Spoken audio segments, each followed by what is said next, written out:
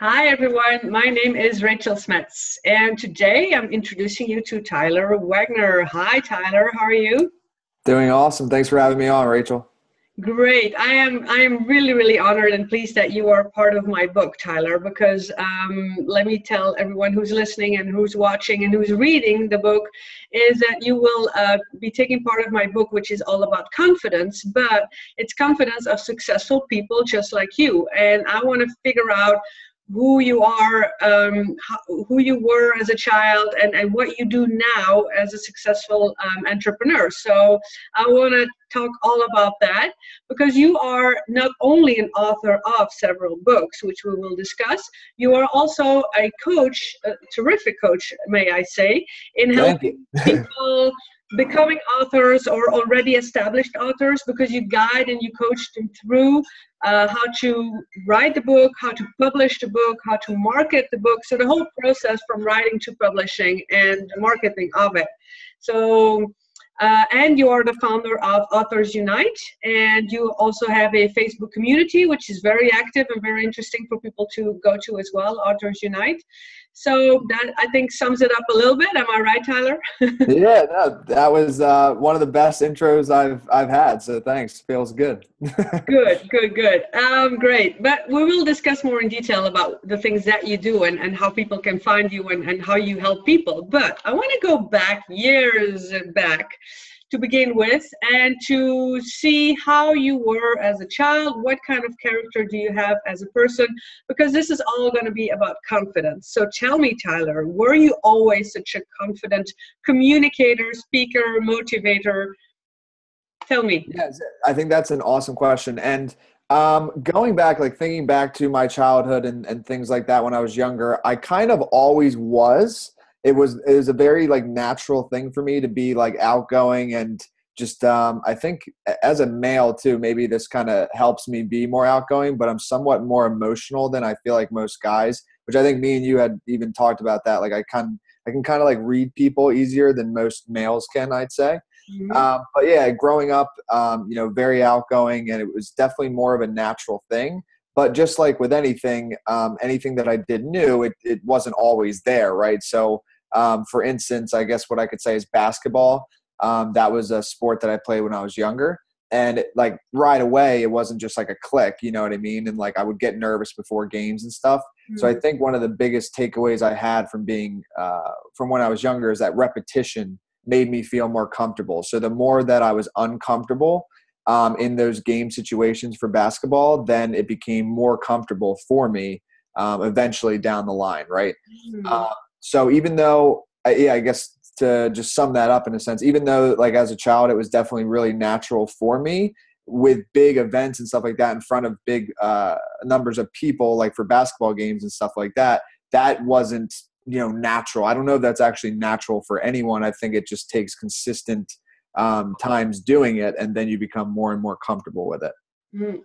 Yeah, I like the word repetition. I think that's a very good key word there is when you repeat something that you actually are scared of or fear or nervous, as you mentioned it, then you get used to it and that's how you overcome it. And I think that's a great point that we will get through the our talk. We'll repeat the repetition word again.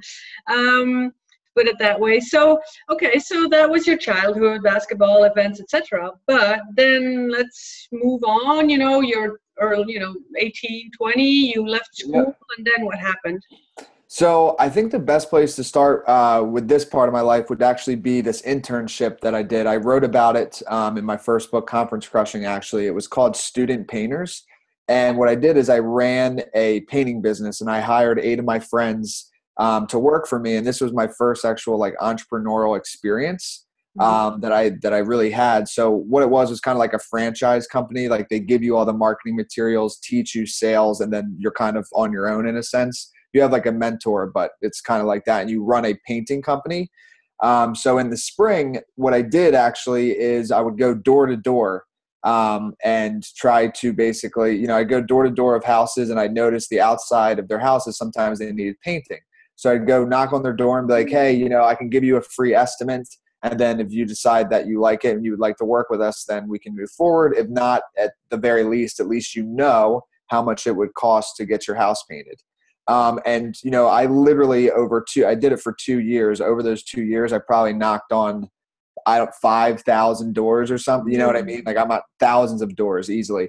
And that, again, just like you said, going back to that word repetition and consistency, my first door that I knocked on, it was so weird. Like, it felt really weird. I was not very confident at all. Like, I kind of didn't want to knock on the door. Right.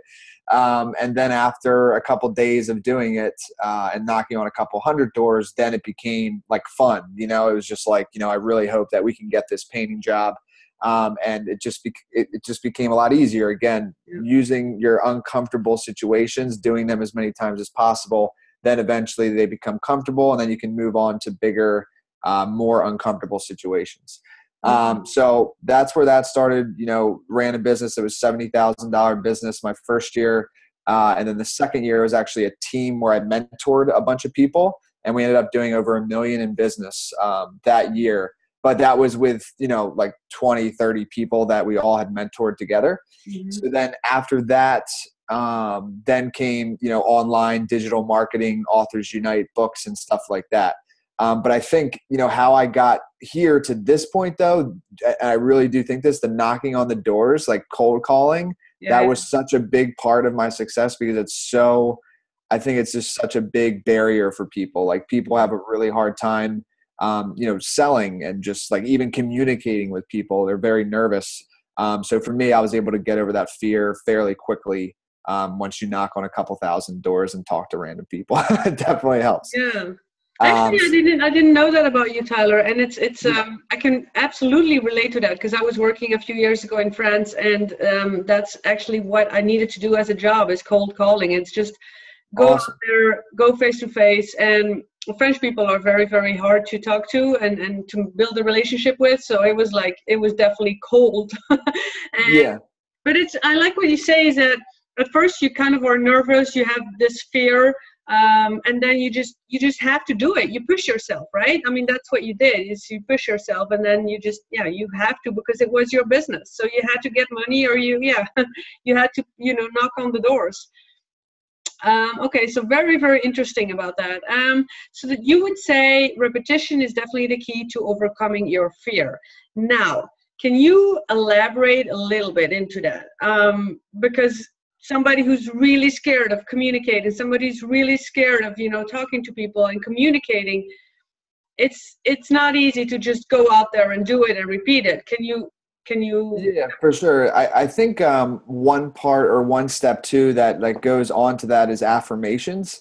So one thing that I do is in the mornings I'll journal, right? So I think with anything that like I wanted to have in my life or succeed in, I would always do affirmations and write that down in my daily journal. So my journal would be gratitude, and then kind of just like, you know, what's going on in my mind, right? Just kind of get my thoughts out, and then daily affirmations. And an affirmation is basically speaking into something as if you already had it, right? So I would say like, my social skills are amazing. You know, this is just an example. Like, my social skills are amazing.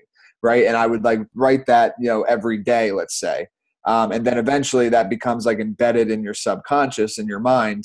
And then it feels real. And then without you even kind of knowing, it kind of just like comes into your life, and you start actually doing it.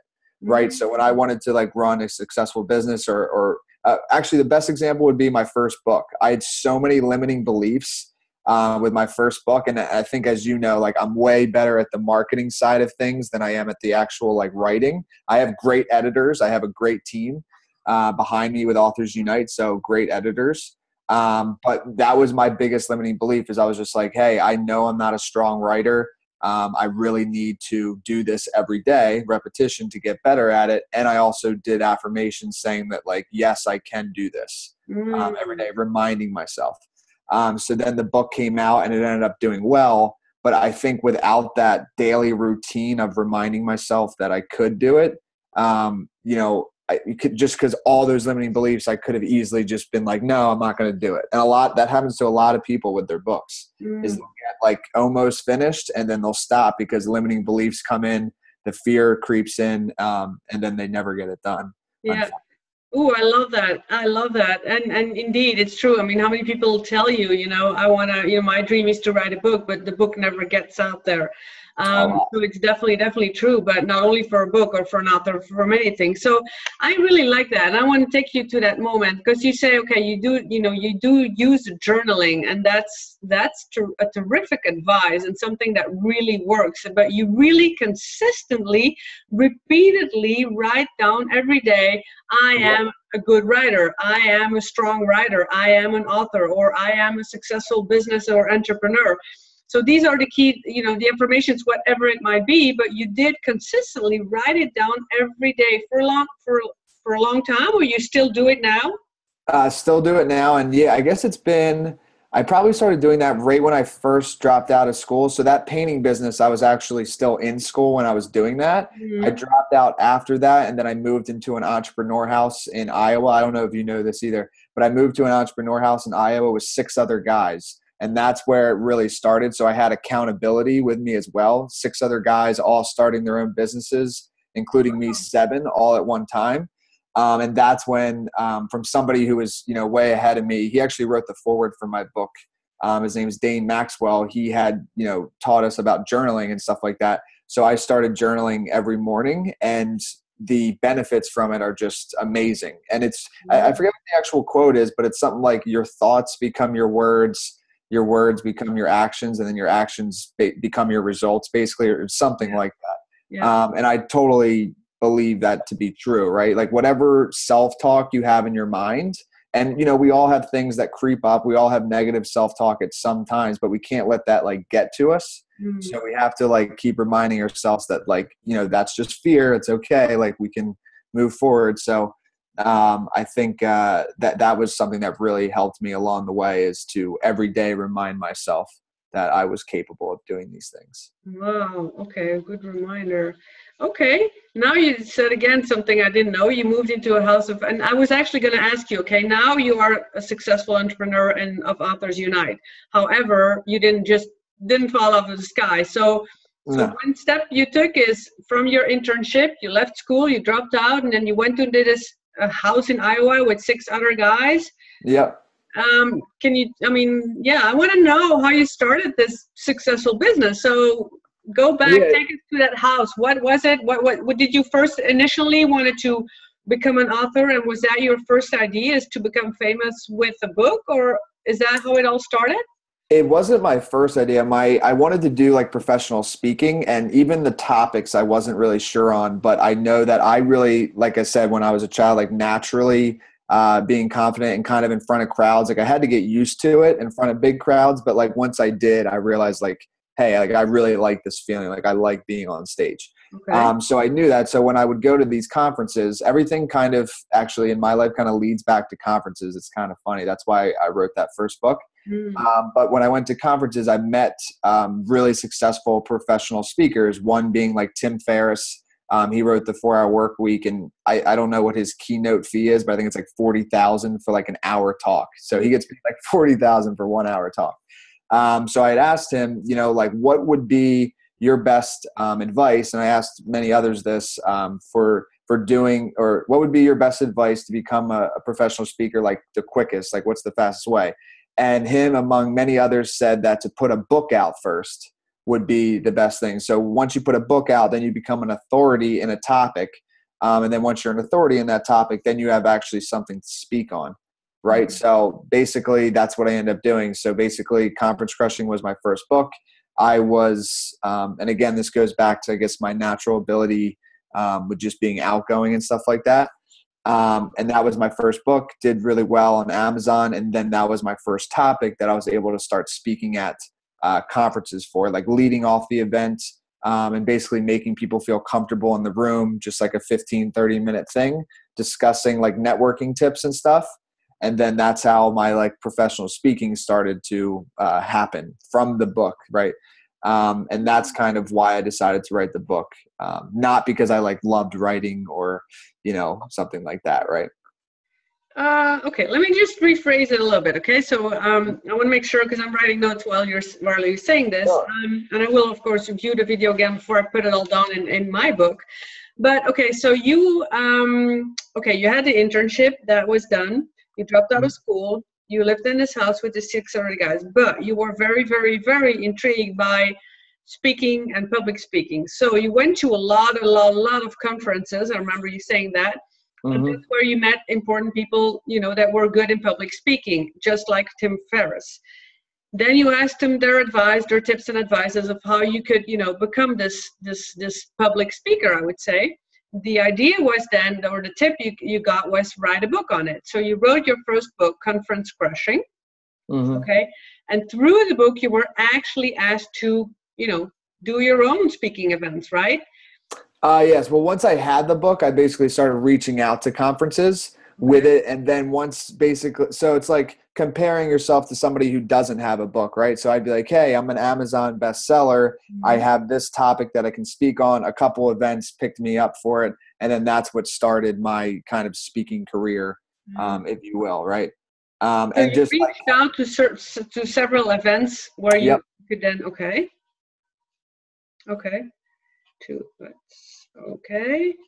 And that's, yeah, but did also maybe people contact you through your published book, I would think. Oh yeah, for sure. So I did, and you know, once your book's getting launched, we'll obviously discuss this, but I had actually an opt-in in my book to get the free audiobook. So people, you know, sometimes when people bought my book, they would put their email in and then they'd go through my automated email series and they would reach out to me through that. Or after reading the book, sometimes they'd contact me and be like, hey, that was a great book. You know, we're having this event, you know, would love to have you speak, something like that. And it's just way better than, I guess, not having a book, right? Like once you have a book out there, then people know that like, hey, he is an expert on this topic, which in that case, it was networking. I want somebody to speak at my conference on networking. So then they would come to me and, you know, choose me to do it. Okay, good. Okay, okay. So the opt-in for but you mentioned an opt-in for an audiobook. So you had an audio and an ebook.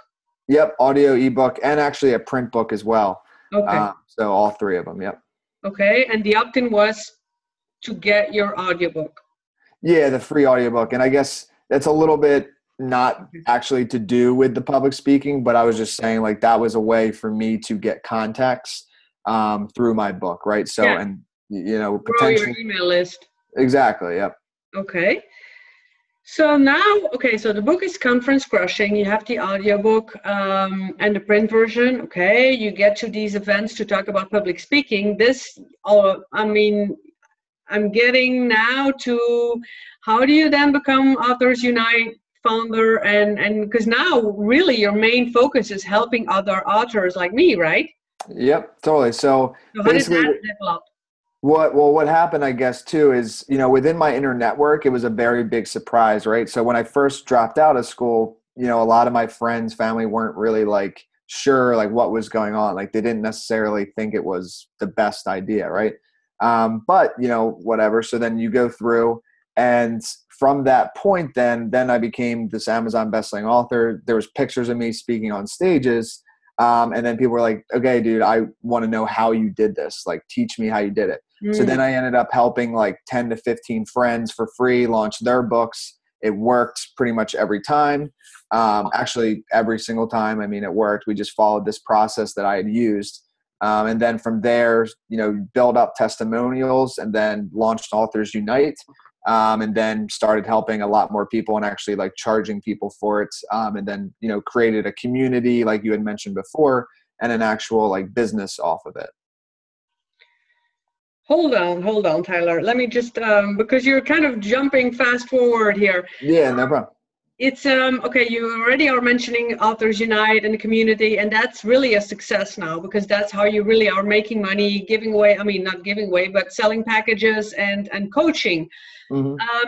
How did you, I want to just grab that moment, like, okay, you have your book, The Conference Crushing, you have some speaking events, so a little bit of money is rolling in, I would say. But the process towards that, you know, how hard was that for you? Because you didn't get money right away, so you did have the whole period of writing your book and going to all these conferences where you didn't have another job, did you? Or how did you do it financially then? So I'll say two things. So one, I definitely still had some money from the student painters that I did in college. I still had some of that saved up, plus very supportive parents. So my parents during that, like there was about an interim of about a year and a half maybe, where I didn't really have any income, like you're saying. So my parents were somewhat supporting me in that in that time. And I actually did during that too have a part-time online job as well with this company called Scorpio Media.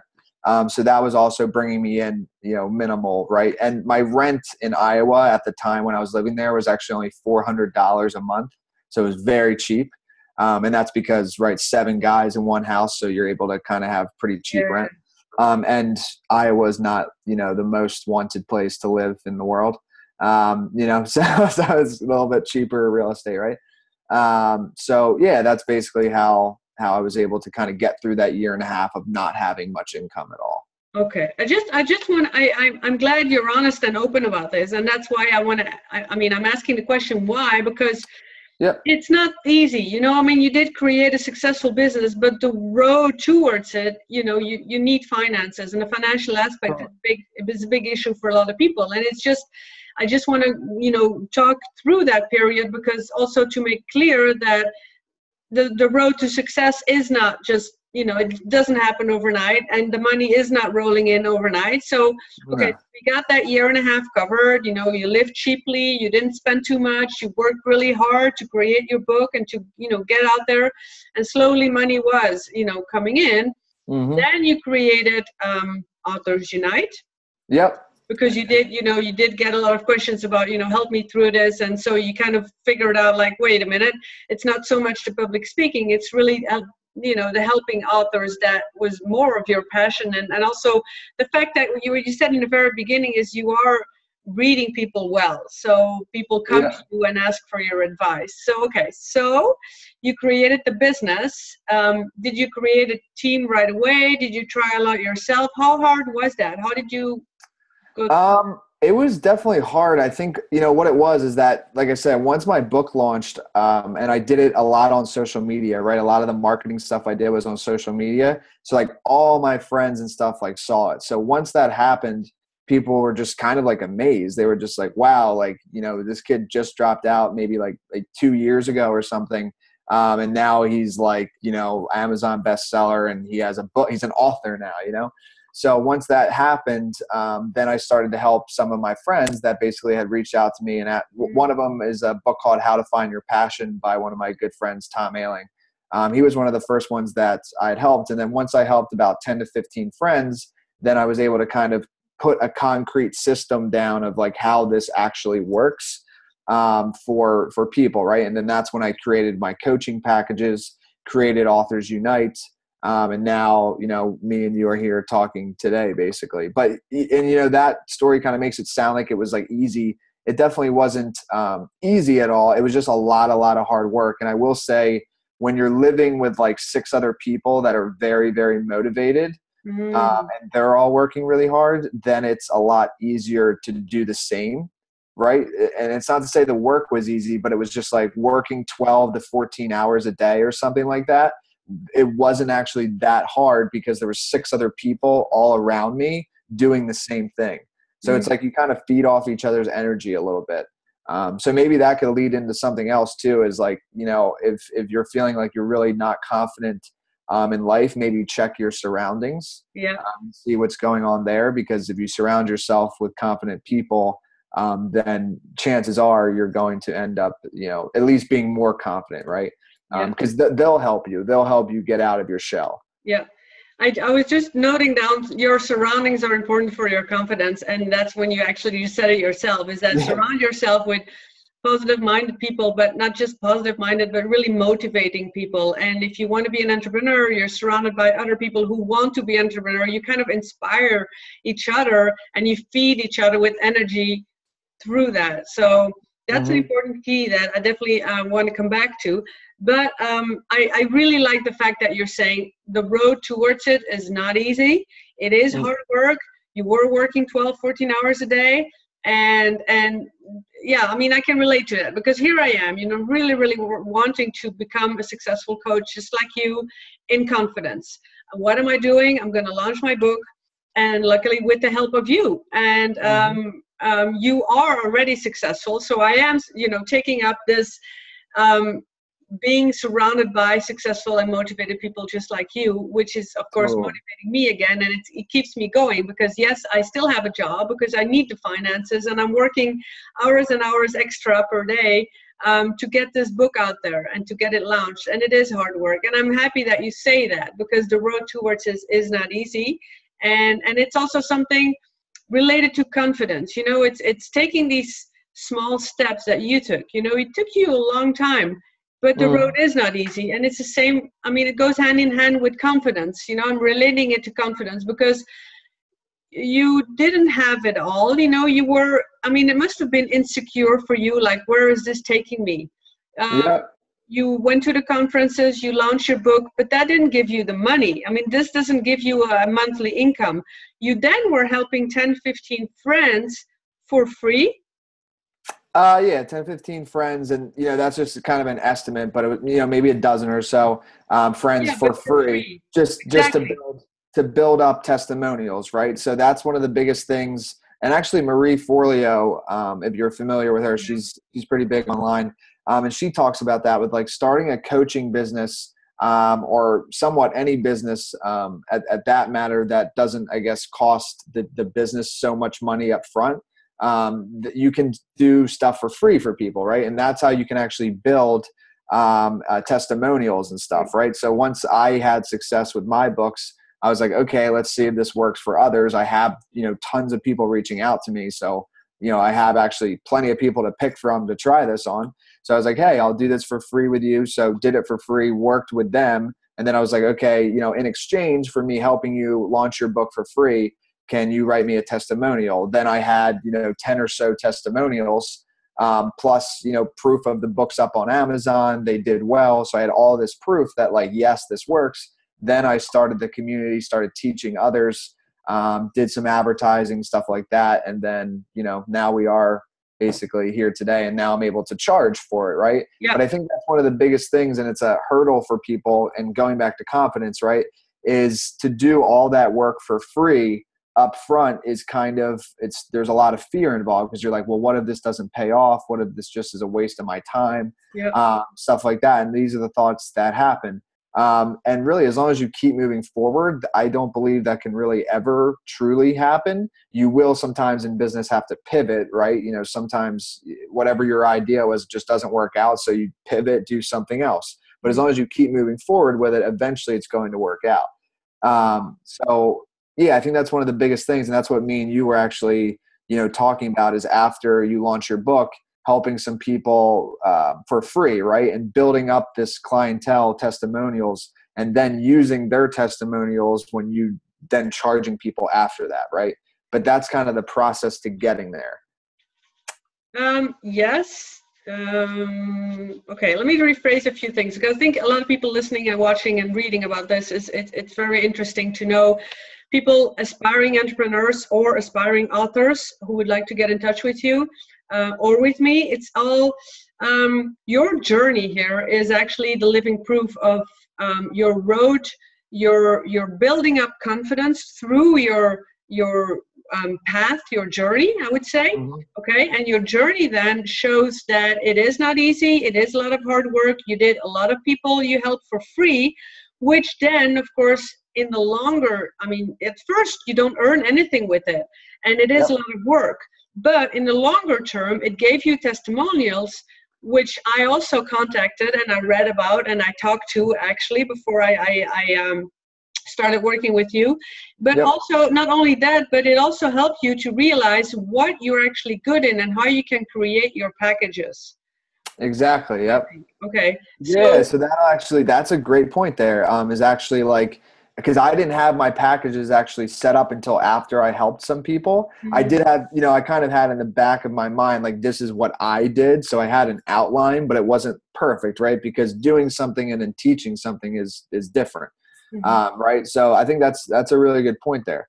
And that can help people with, their maybe lack of confidence at first, is saying that like, this will all eventually, the pieces will come together as long as you keep moving forward with it. Right. Yeah. And that's exactly what I also wrote down earlier. What I was going to come to is, let me just write that. Okay. So let me rephrase. You were not, I think that's a good point. You were not sure of the end result. You were helping out your friends, kind of creating material in the meantime. And then that's where, now the end result is that you have your packages, you know what you can charge, what package goes with what fee, etc. So all of the pieces now come together, but the road towards it took time, took patience, took a lot of free work, a lot of hard work, but it got you where you are now. And a key point to confidence is keep moving forward. You mentioned that a few times, because, and also another thing is that if you're in another direction, because let's be honest, you were kind of gearing towards this public speaking and the conferences, whereas now you're actually a well-established coach for authors, Authors Unite. So it's okay. What I'm trying to say is that people that are sometimes unconfident, they think, oh, you know what, I need to have this one perfect thing. That's not right, because you can, you're the proof of it is you are not only you, but you became successful, but you kind of, pivoted, right? One thing. Exactly. And I think that's a great point, because public speaking is definitely not my biggest thing right now. Like the last time I spoke at a conference was a couple months ago in Austin, Texas, and it was awesome and I loved it. But my main focus is Authors Unite right now. Right. Yeah. So if that was a pivot that I had to make when I first wrote the book. It wasn't to help others write books. When I first did mine, it was actually to launch a public speaking career. But then I realized, hey, I just launched a book. I'm having, and I probably had over 100 people reach out to me. Honestly, I just picked a dozen or so to actually help that were like close friends and stuff, but a lot of people. And I realized, okay, whoa, here's where the momentum is, right? Like, so I'm going to go this way because I'm realizing a lot of people want to write books. I know that I can help them do it. So instead of trying to, do public speaking right away, I was like, okay, let's do this first. Public speaking will, in the future potentially come. And just kind of going in that direction, not always staying closed-minded, like it has to be this or it won't work out, right? Okay, well, I'm looking at the time and we kind of reached half an hour right now. So I want to end with the final big question, and that is, what is your best advice for people that are feeling inconfident and that want to grow their confidence? And a few things you did already mention is repetition, consistency, be open-minded, but I want to hear it from you. What are your best advices? I'd say really my biggest one is to just go after uncomfortable situations. I think that is one of the biggest things that helped me. So it's just like, if something felt uncomfortable or really fearful, then instead of like hiding from it, I'd actually go towards it. I think that's something really big. And I guess going along with that, my one other second thing would say to always think about in your mind, like, what's the worst that could happen? You know what I mean? So for me, like writing my book and stuff, although I had so many fears about like, maybe it's not going to do well. Maybe people are going to hate my book. Maybe they'll think my writing is, all these thoughts that I had. At the end of the day, I remembered like, what's the worst that could happen? So putting it out there, the worst that could happen then is I get maybe a couple bad reviews, and can you deal with that? Like that's fine. Not the end of life.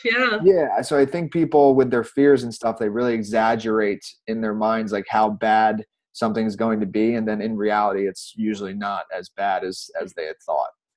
So that would be my two key pieces of advice. Yes. Okay. Let me repeat that. And another thing that you said before, because I have one more question. You say, okay, go after the uncomfortable situation. So as much as you can fear something, don't hide from it, but go towards it. Okay. So that's one.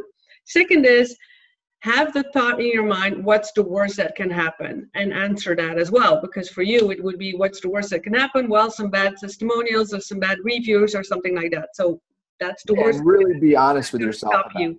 Huh? Yep. I said, and really be honest with yourself about, like, maybe even ask the question a couple times and like write it down, because if you just ask it, then your mind could even like spiral and like you can think it's, but just really be like really truthfully honest with yourself about what's the worst. And that's what I had to do, because I just had all these crazy thoughts of like all these bad things that could happen. And then in reality, you know, they weren't really true. Right. So just be honest with yourself with the question, right? Okay, so be honest, write it down, which brings me to your initial point of write down affirmations. Okay, so that's what a key thing that you did do a lot and you still do. So I think that's a big one as well, is write down affirmations and play along as if you are that famous successful coach or successful author, or, you know, I am, you know, not I want to, or I will, or I don't know, or I'm scared, but I am. Yep. And, another thing is that you said is, and that's the last question I do have actually, because you mentioned a lot of times take action and keep moving forward.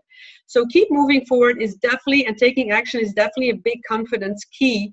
But when you say keep moving forward, for somebody that's totally not confident, would that mean you always have a goal in your mind? Because where would you keep moving forward to? I mean, somebody who's totally in fear, not confident, they might say, well, keep moving forward towards what, Tyler? I think that's a good question. I think for me, actually, and this is like my personal experience with it, like exercising is a really big thing for me, right? So moving forward, almost, I don't even mean forward necessarily, but like keep moving and like making sure that like you're not letting things just like stop you. In a sense of like, you don't have to have that goal in mind, but for instance, if I'm getting like really stressed out, instead of letting that like get to me, I'll just go to the gym and run for 2 hours. You know what I mean? And then that actually calms me down. And then I'm able to come back, sit down at my desk and like move forward again. And then maybe if you don't have that goal, then maybe, you know, after you go to the gym or whatever works for you, maybe meditation, something like that, then come back and like, you know, think of your goals. You know what I mean? And remember why you're doing what you're doing, I think is big too. But yeah, I would just say, I guess the keep moving forward thing, what I mean, it's not necessarily always like forward in one directional goal. It's just like keep doing things, like make sure you're not, you know, just like hiding away or something. Yeah, I like that. Totally get you now. Okay. So the whole point of action and keep moving is just keep taking action, some type of action, anything, whether it's, you know, and another thing you said is that exercise or yoga, or those are really, really good routines, not so much to go towards one end point or one end result, but really to calm you down. And I think that's a key as well, is that you have a quiet mind without all those limiting beliefs and stress and fear, but just quiet down your mind and to be able to focus on what you are doing, whatever it is, wherever it is taking you, just to keep on taking action in a calm state. Absolutely. Running is one of my favorite things to do. So I'm with it. Oh, okay, cool. Okay. So So yeah, keep moving. And I think it's a great point to end with. It's, you know, Tyler, keep doing what you're doing, because you are great in what you're doing. And if you change your mind and do something else, that's okay too, but because the pivot point is okay too. So awesome, Tyler. Thank you so much. I will put your details and everything in the book and below the video as well. And people can find you on Authors Unite. Yep, authorsunite.com. Yep. It's a great pleasure to work with you. It's a great pleasure to have you part of my book. And I will write it all down as good as I can, because I am a great author, right? Awesome. Thanks for having me on, Rachel. I appreciate it. Tyler.